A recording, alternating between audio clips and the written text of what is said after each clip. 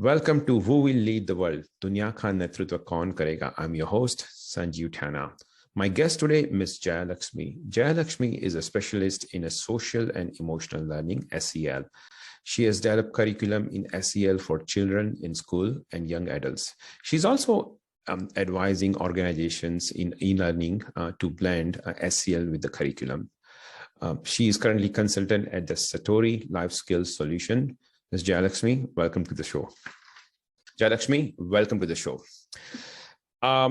You have very intensive background when it comes to social emotional learning. But before we get to that, one thing attracted me about your background is that you mentioned that you are passionate about education and children. Tell me about it. I am passionate about education because as a sixth grader, when I was very young and I used to try to study my textbooks, I used to find it very difficult to read the small font, colorless pictures. And that is when I wanted to change the textbooks and bring colors into it and make some difference in education so that a child can enjoy the whole learning process itself. So my interest in learning or education goes to the age where I was 10 or 11 years old. And since then, the passion towards education has consistently stayed.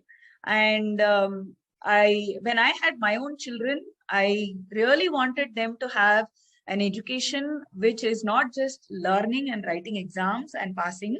It is much beyond that. So I started reading up more, doing parenting sessions, understanding what even a small baby is, how learning can happen, how the brain works. Mm-hmm. So anything related to education and learning, I started connecting, and that's my passion. Oh, excellent, excellent. I think we need educators like you in the society because without passion, there is no way you can achieve the excellence.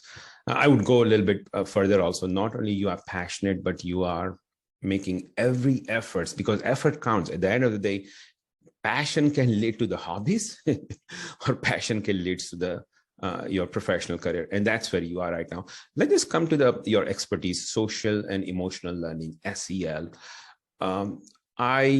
Before we jump into SEL, I would like you to explain to our viewers what exactly your definition when it comes down to social and emotional learning.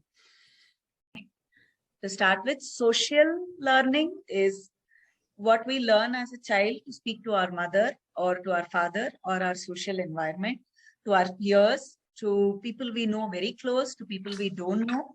Social learning is here, which is speaking to different type of people. It's also not just people, even socializing animals. When we socialize with animals also, it's socializing. So it's knowing how to interact with the nature and connecting with the world is social learning. Emotional learning is within ourselves, our thinking, our feelings, our behavior, our own self. So one is we connecting to something that's not us, and another is something that is connecting to us. That's my definition of social and emotional learning. Mm-hmm. So it's interconnected. We connecting to ourselves and connecting to the world. Now, isn't that true that, so this is a non-cognitive skills, right? When it comes to social and emotional learnings. And many times people misunderstand cognitive versus non-cognitive. Cognitive has to do with consciousness and intelligence, but soft skills, non-cognitive skills, that also you require a lot of intellectuals. You're talking about interpersonal skills. You're talking about inspiration within you, okay? So many educators, many schools, they say, you know what? Yeah, social and emotional learning, leave it on parents. Trends are changing. What concerns me that it's still not, SEL is still not adapted in most of the schools as a common course, like math and science. They are part of the common curriculums. And when I talk with educators, some of the board of trustees and everyone, they say, yeah, it's good. Man, it's good to have it. We are already integrating with our common courses, but as a separate subject, come on, it's not, we don't have enough a timeline. We have a very tight schedule. We don't need that. What's your take on this? Is that what you see in India? I'll give the word. First thing, cognitive, there is cognitive learning even in SEL, because we're thinking about our own thinking, and it's a thinking skills. True. And problem solving, decision making. Because when I know how to solve a problem, my social skills maybe, or my own emotional skills, I'm able to manage. Decision making. So what has happened is, we a curriculum that was built about 100 years before was for industrialization when industrialization started. So people needed to have a certain technical skill, because Right. at that point of time, 100 years or 75 years back, all the moral values were set within the community and culture, and people lived in their own communities or villages. So the social emotional norms of emotional norms were also there in the name of God or religion. People could express their emotions. So there were these social and emotional methods, which was there before in a very different scenario. It was more in that area, each area based or each locality based. Now we are going global. People are moving out of their communities. People are going everywhere and settling throughout the world. So the social emotional learning is getting tuned in a different form to suit the current needs.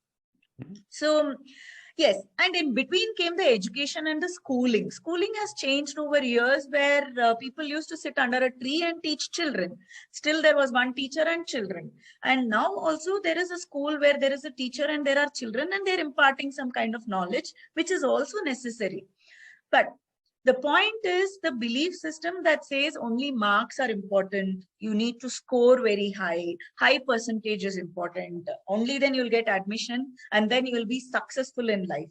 These are the thought processes that are again changing, and it is changing rapidly among various people who choose where they want to put their children. Now, in India, there are different types of schools. There are schools for children who can afford English education. There are schools for children who go to the local state-run schools. And then there are international schools which cater to IB and global related. But every school is now bringing in social emotional learning or life skills as an important factor.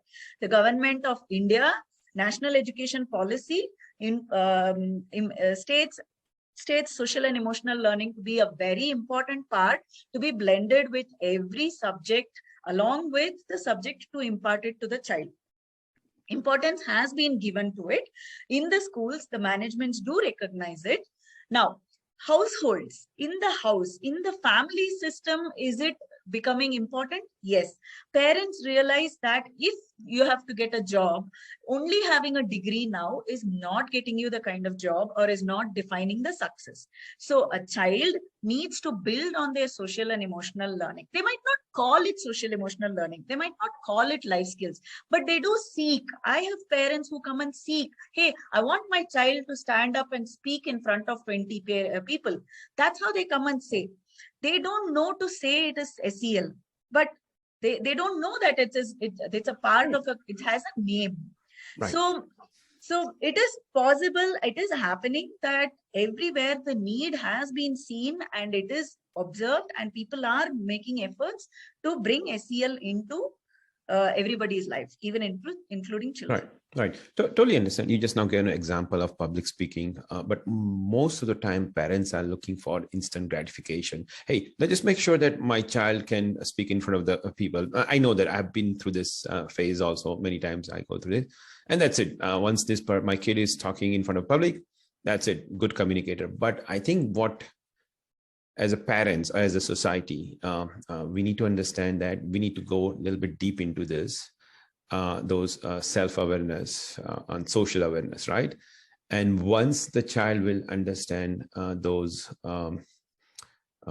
meaning of that, okay, and then acquire the skills on that, I think they will be comfortable speaking instead of educator teaching about public speaking. But let's just take a little bit deep dive into social and emotional learning. There are many different models all over the world. Can you describe what are the important elements for our viewers when it comes down to SEL? KSEL has a very nice network of social and emotional learning. There is a very good framework. Harvard has created a fantastic framework where you can link and map and choose what kind of a social emotional learning suits the environment. Now, if I say this is the only 5 set that is important, yes, for me, I would generalize it and put self-management, ways of thinking, attitude. So knowledge, skills, and attitude. All 3 come under into SEL. Now, how we bifurcate it, what are the branches of it that we need is something a specialists who go into the education sector and do it. For example, you talk about castle model, right? It talks about self-management and then self-awareness and everything, right? Identification of your feelings and everything. But do you think this type of non-cognitive skills, or you can argue that it does require cognitive also, that's a matter of debate.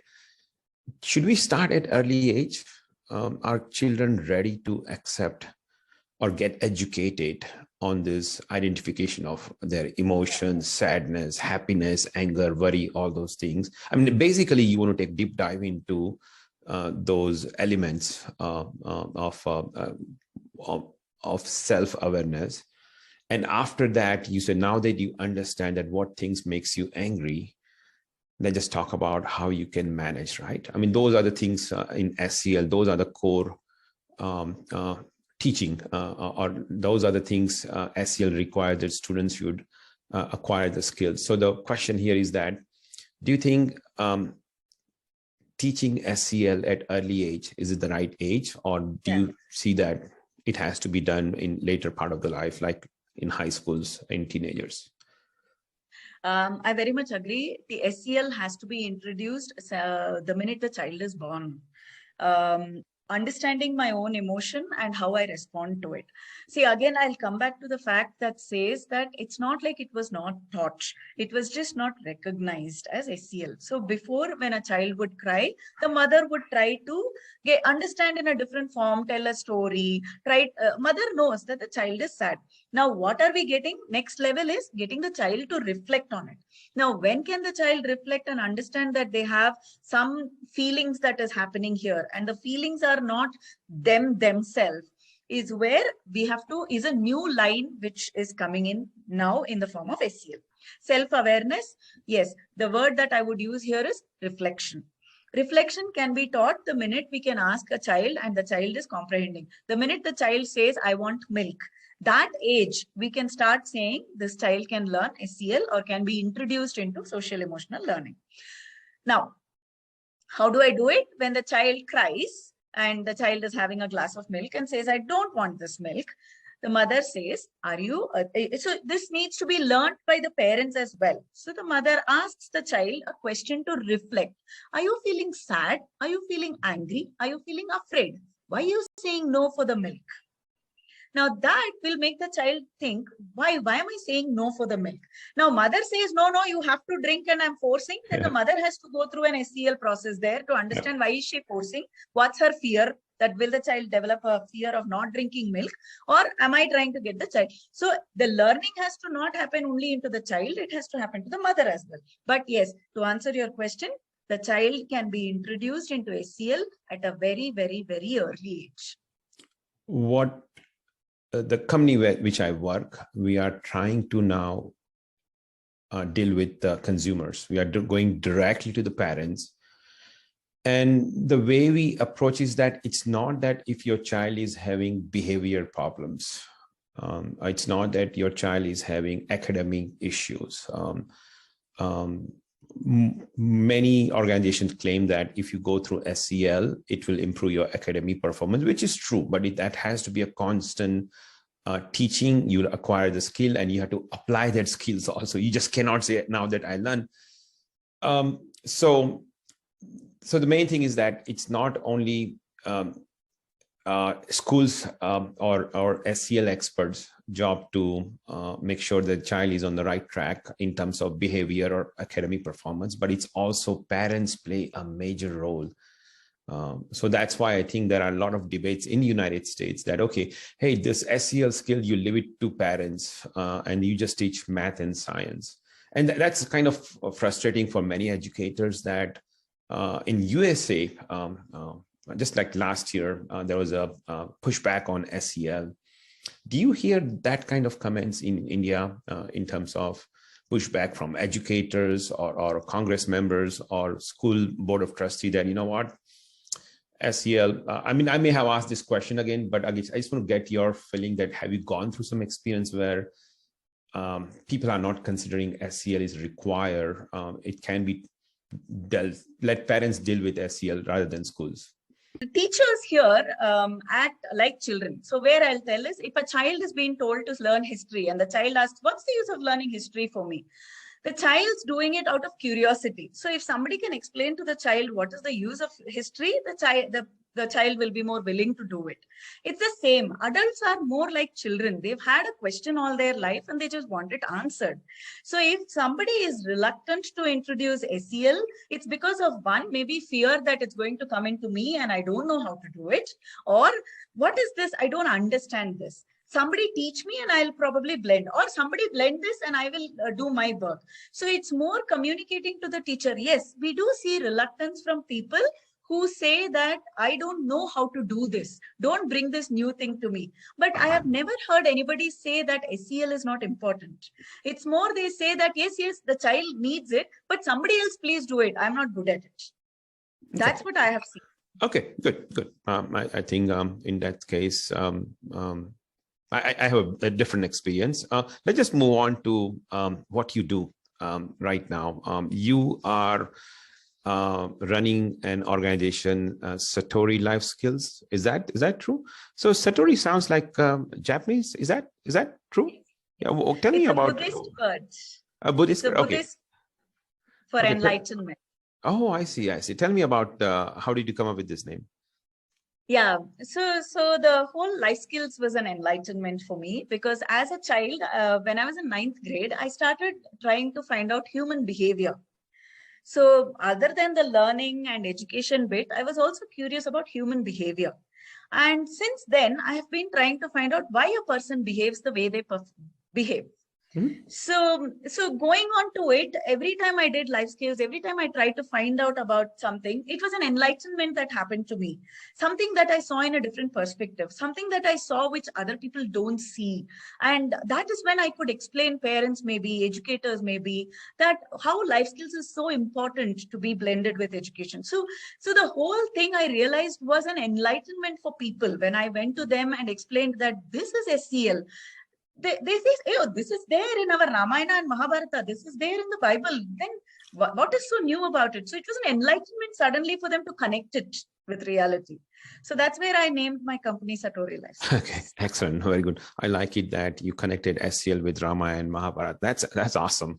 One of these days we'll talk about this. No, this is good. This is great.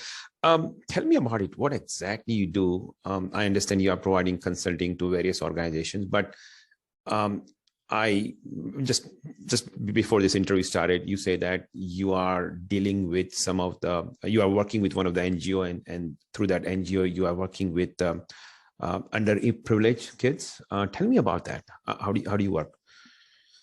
So I started off Satori Life Skills a few years back as a teacher, and I started introducing life skills along with curriculum in the school, which is run by the central board.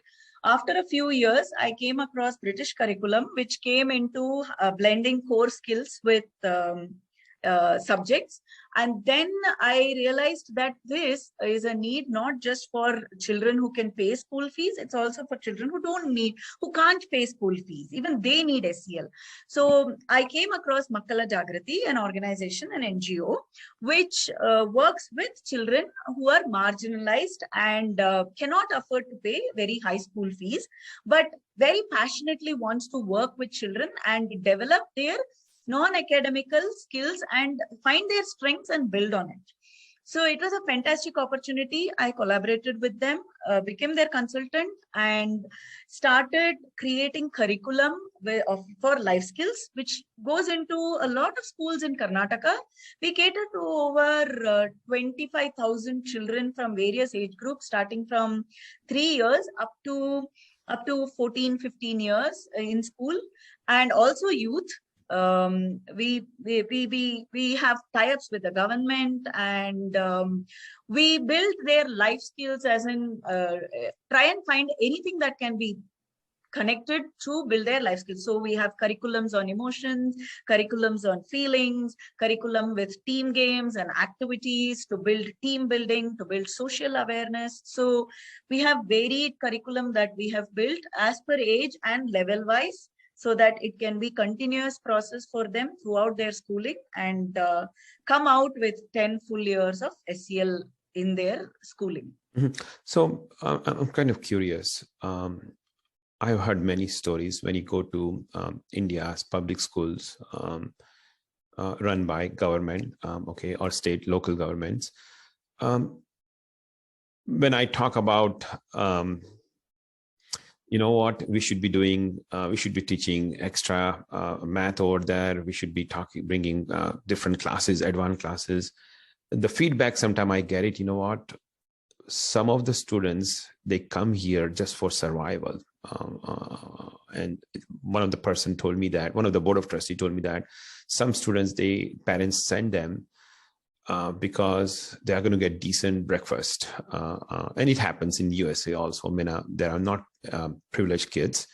And then forget about teaching. Teaching comes next. First, let's just take care of the having a decent meal, right?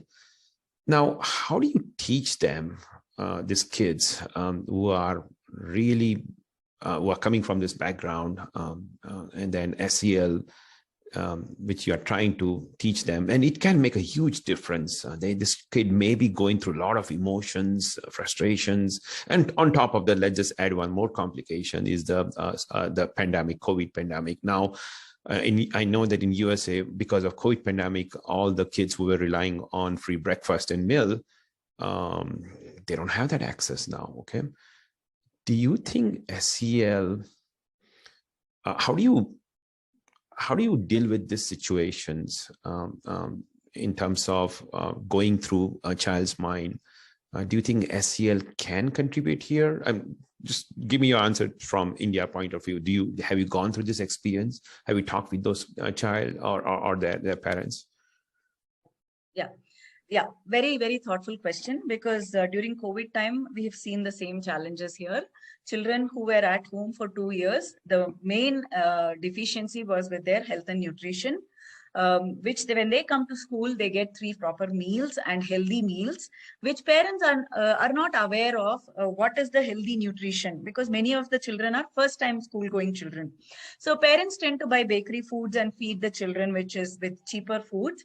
And for that, the government used to take a lot of care and give the children a lot of healthy food, and that really stopped. But it did not completely stop. Many places rations were distributed, alternatives were tried to take care of and see to that the nutrition still reaches the child. But of course, not to the extent that the child otherwise would have got when coming to school. Very true.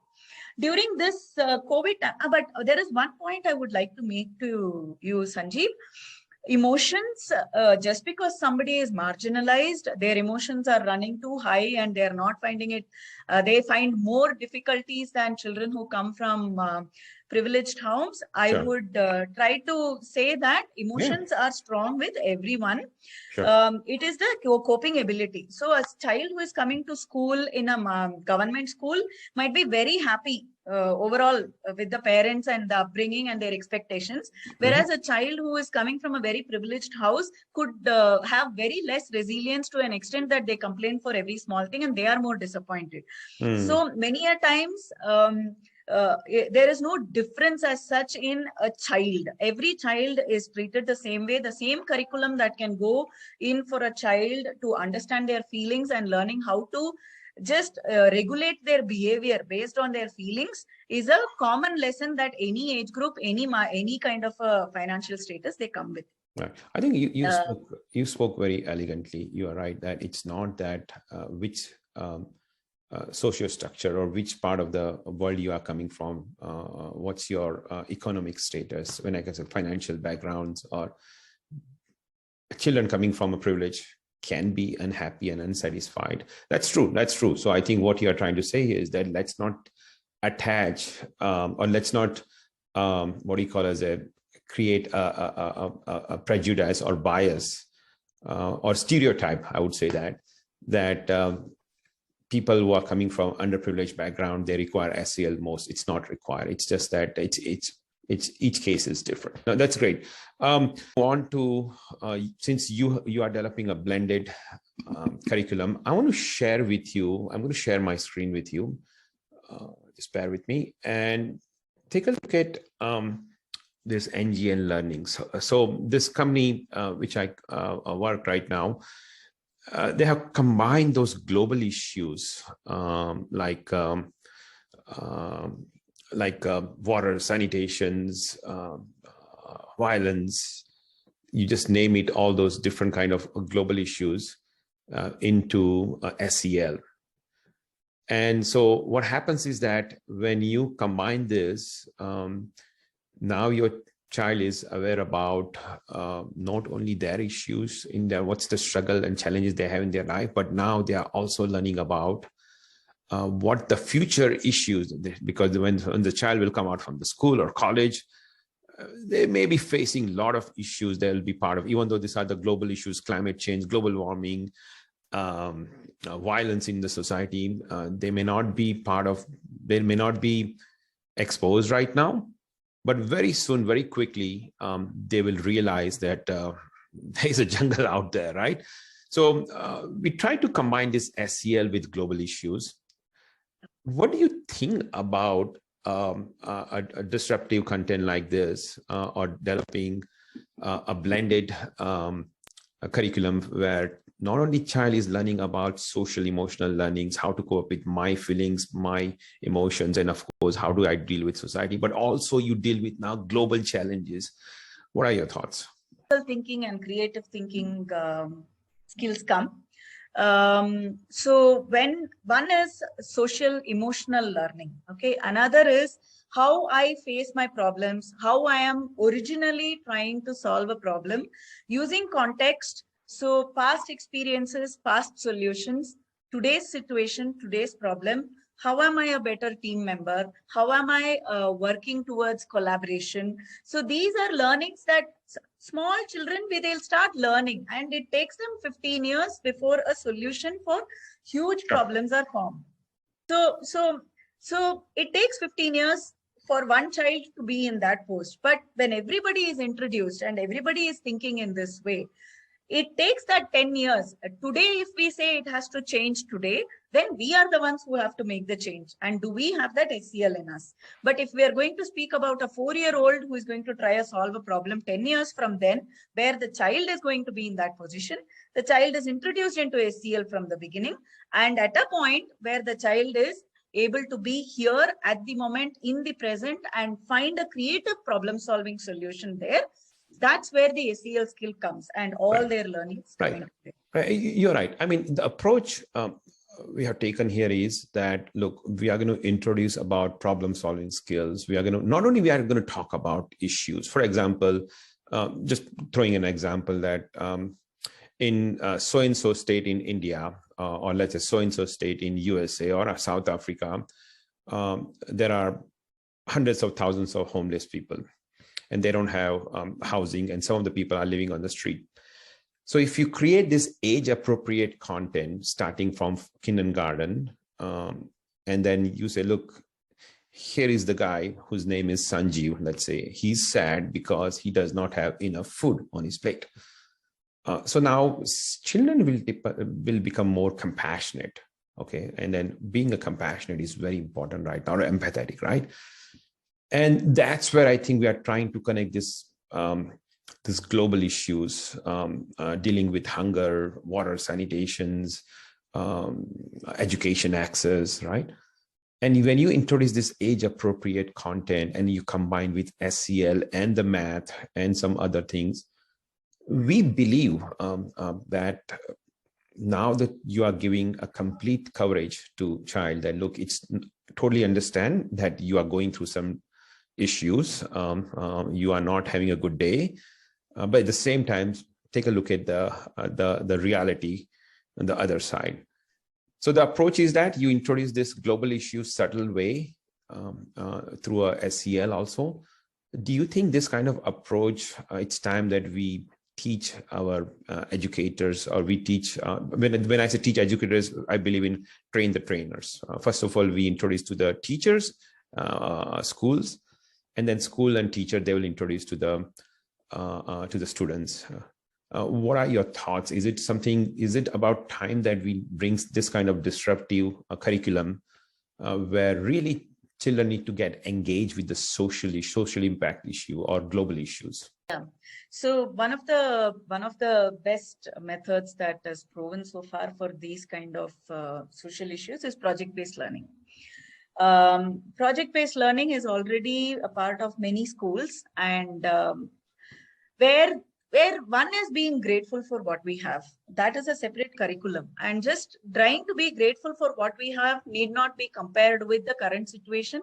I think it's a very old method of teaching where they say, you're having food in your plate today, look, that man is hungry, you got to feel happy about it. Yeah. Okay.